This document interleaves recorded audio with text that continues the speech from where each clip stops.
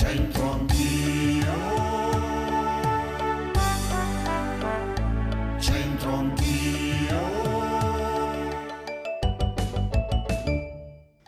Amiche e amici, ben ritrovati. 14 dischi, 2 guarnizioni, 3 catenelle del I secolo a.C., conosciute anche come le falere di Manerbio, conservate nel Museo di Santa Giulia.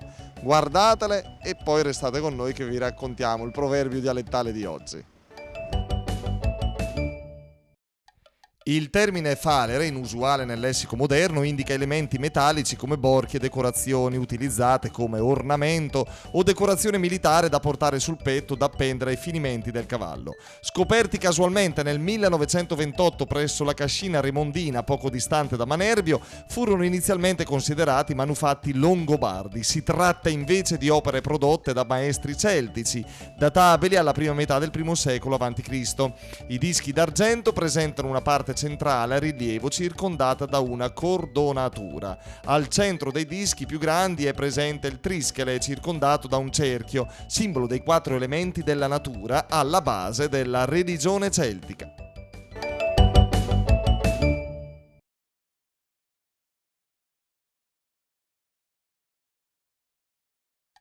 Rieccoci prontissimi col proverbio di oggi. Val de piena, bra fonno, senza doto, che nasciuro che fa negoto. Insomma, vediamo se troviamo questo genere di signore alla Cremeria Italia in via Ponte Crotte 23B a Brescia. Via!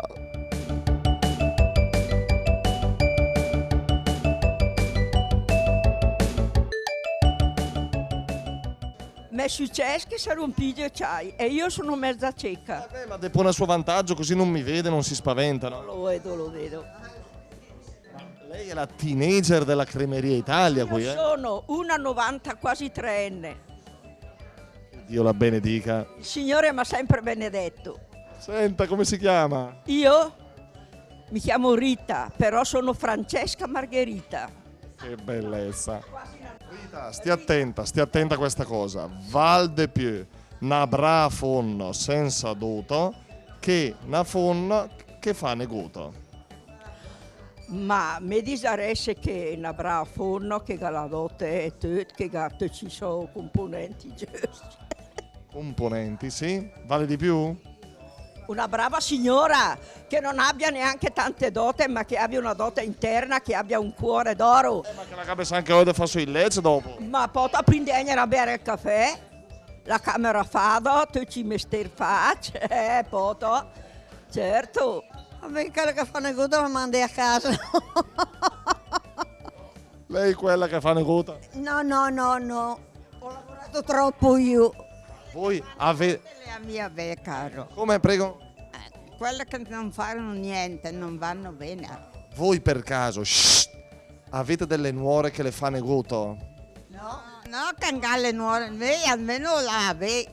Vale di più una signora senza dote, ovviamente. Preferisce avere la moglie in casa che fa tanti bei mestieri, che lavora. Assolutamente sì. E lei è così, E io gli do una mano, ovviamente. è fortunato perché ha sposato, però... Assolutamente sì. Mo capiamo il perché parla così, Val più una bra fonno senza doto che nasciuro che fa negoto. Punto di domanda. Cosa vale di più?